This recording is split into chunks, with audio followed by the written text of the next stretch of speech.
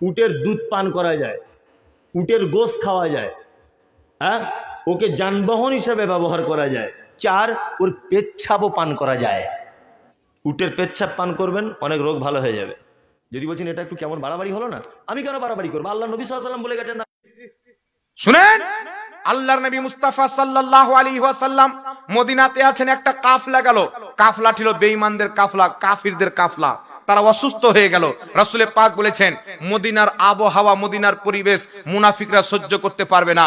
যেমন এই মুনাফিকরা গেল, কাফিররা গেল, তাদের হালওয়া টাইট হয়ে গেল। নবীর দরবারে গিয়েছেন, রাসূল পাক বলেছেন, তোমরা উটের দুধ এবং উটের পেশাব পান করো। কাদেরকে বলেছেন? কাফিরদেরকে। উটের দুধ পান করো, উটের পেশাব পান করো।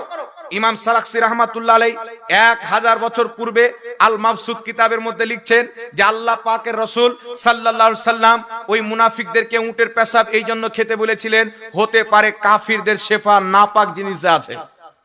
কাফিরদের জন্য শেফা, মুনাফিকদের জন্য শেফা, ইসলামের দুশমনের ওষুধ আল্লাহ ওই নাপাক জিনিসে রেখেছিলেন। আল্লাহ নবীকে ওহীর মাধ্যমে জানিয়ে দিয়েছিলেন। তাই কাফিরদেরকে নবী পাক মুনাফিকদেরকে উটের পেশাব পান করতে বলেছিলেন। কিন্তু মুসলমানদের জন্য প্রত্যেক পশুর পেশাব নাপাক। প্রত্যেক পশুর পেশাব নাপাক। হযরতে আব্দুল্লাহ ইবনে উমরের কাছে একজন সাহাবী আসলেন, হুজুর, আমাদের মধ্যে কিছু কিছু লোকের এখানে উটের পাশে থাকি, তো উটের পেশাবের ছিটা চলে আসে। হযরতে আব্দুল্লাহ ইবনে উমর বলছেন, ওই জায়গাটা ধুয়ে নিবে। কি করে নিবে? ধুয়ে নিবে। যদি উটের পেশাব লাগা থাকে, নামাজ পড়লেন, আপনার নামাজ হবে না, নাজিস আপনার শরীরে লেগে আছে। এই উটের পেশাব হোক, গরুর পেশাব হোক, আব্দুল্লাহ ইবনে উমর, আব্দুল্লাহ ইবনে মাসউদ, অসংখ্য সাহাবা থেকে হাদিস বর্ণিত, আমার নবী থেকে হাদিস বর্ণিত, পশু পাখির পেশাব এটা হচ্ছে নাপাক এবং অপবিত্র। জোরে বলেন সুবহানাল্লাহ। কিন্তু ওয়াহাবিদের ধর্ম কি বলে? আহলে হাদিসরা নিজের কিতাব নুজুলুল আবরারের মধ্যে লিখেছেন যে এইগুলো পশু পাখির মাংস হালাল, তাদের পেশাব পাখানাও হালাল। নাউজুবিল্লাহ হবে না?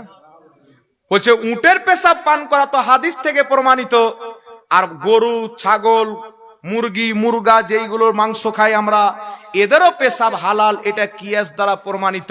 কিন্তু পৃথিবীর মুসলমান এ গাধার বেটা জানে না যে যারাকে নবী উটের পেশাব পান করতে বলেছিলেন, ওহীর মাধ্যমে আল্লাহ জানিয়ে দিয়েছিলেন যে এই কাফিরদের জন্য শেফা আমি নাপাক জিনিসে রেখেছি। এই জন্য কোন সাহাবী জীবনে উটের পেশাব পান করেছেন একটা হাদিস কোন ওয়াহাবি দেখাতে পারবে না। তো যদি জায়েজ হতো, ওর মধ্যে যদি মুসলমানের জন্য শেফা থাকতো, তো সাহাবীকে জ্বর হয়েছেন, সাহাবীর চোখ বেরিয়ে পড়েছেন, যুদ্ধের ময়দানে নাক কেটে গেছেন, অনেক রকমের ব্যারাম হয়েছেন, তো সাহাবায়ে কেরাম কেন উটের পেশাব পান করেননি? সাহাবা জানতেন এটা কাফিরদের জন্য শেফা, অপবিত্র জিনিসে হতে পারে, মুসলমানদের জন্য নয়। জোরে বলেন সুবহানাল্লাহ। আরেকটু জোরে হবে না সুবহানাল্লাহ? তো কাফিরদের হাদিস ওয়াহাবিরা নিজের প্রতি আমল করতে চায়। তো তোমরা যদি কাফির থাকো, তোমরাও যদি বেঈমান থাকো, তো তোমরাও পান করো। আমরা তো মুসলমান, আমরা পান করবো না, কারণ সাহাবী মুসলমান ছিলেন, পান করেনি। ঠিক না বেঠিক? জোরে বলেন। এই আর একটু জোরে বলেন। তো এদের নিকটে উটের পেশাব পান করা যায়, গরুর পেশাব পান করা যায়, বকরির পেশাব পান করা যায়, এদের গোবর, লাদি এগুলো খাওয়া যায়। শুধু তাই নয়, পৃথিবীর মুসলমান নুজুলুল আবরার কিতাবের মধ্যে লিখেছে এবং ফাতাওয়া আহলে হাদিসের মধ্যে আহলে হাদিসদের ইমাম আব্দুল্লাহ রুকড়ি কিতাবের মধ্যে লিখেছে যে মানুষের বীর্য পর্যন্ত পাক। জোরে বলেন নাউজুবিল্লাহ। আর একটু জোরে হবে না নাউজুবিল্লাহ? তো এদের নিকটে এতগুলো নোংরা জিনিস পাক, খেলে মানুষ খেতেও পারে। আর দেওবন্দীদের কিতাব ফাতাওয়া রশিদিয়ার মধ্যে লিখেছে মন্দিরের প্রসাদ, মন্দিরের পরাঠা, এই সবগুলি মুসলমানদের জন্য খাওয়া যায়। আরো অন্য কিছু জিনিস যদি দেয়, অর্থাৎ জয়মা কালী বলে যে পাঠা জবাই করা হয়, এর মাংস যদি কেউ পাঠায়, এটাও খাওয়া যায়। আল্লাহ বলছেন কোরআন পাকে, যে জানোয়ার জবাই করা আমার নামে হয় না, ওর মাংস খাওয়া মুর্দার, মুসলমানদের জন্য হারাম।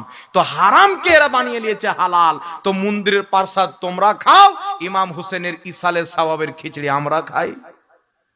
ঠিক না বেঠিক? জোরে বলেন।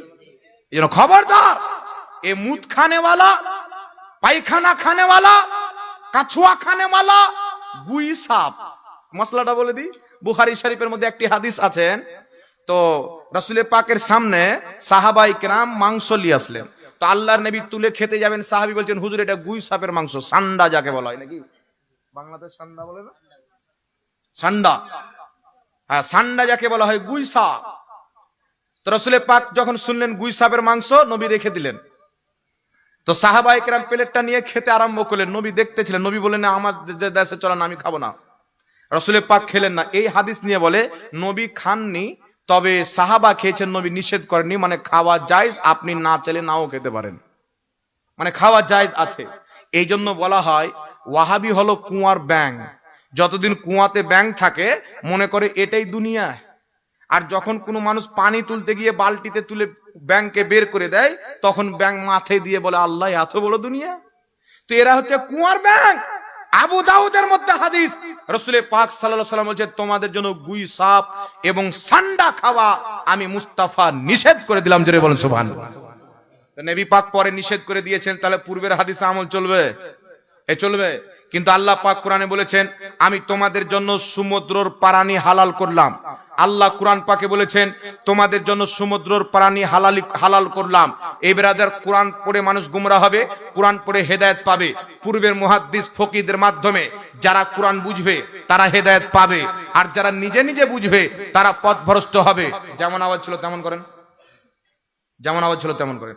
যারা নিজে নিজে কোরআন পাকের ব্যাখ্যা করতে যাবে 2025 সালে মডেল ব্যাখ্যা, তারা পথভ্রষ্ট হবে।